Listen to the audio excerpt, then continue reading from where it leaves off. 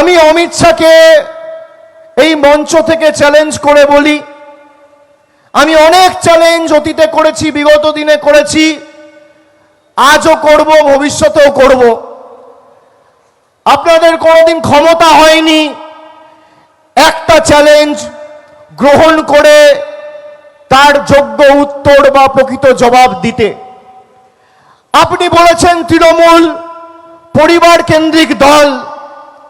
আমি বলি কেন্দ্র সরকার আপনার, পার্লামেন্টে মেজরিটি আপনার, আপনার ক্ষমতা থাকলে পার্লামেন্ট চলছে, সেশন চলছে, আগামীকাল পার্লামেন্ট চলবে, পরশু পার্লামেন্ট রয়েছে, তার পরের দিন রয়েছে, তার পরের দিন রয়েছে। একটা বিল নিয়ে আসুন, যেই বিলে স্পষ্টত লেখা থাকবে এক পরিবার থেকে একজন রাজনীতি করতে পারবে। আমি সেই বিলে ভোট দিয়ে রাজনীতি ছাড়বো। আপনার চ্যালেঞ্জ থাকলে, আপনার ক্ষমতা থাকলে আপনি চ্যালেঞ্জ গ্রহণ করুন।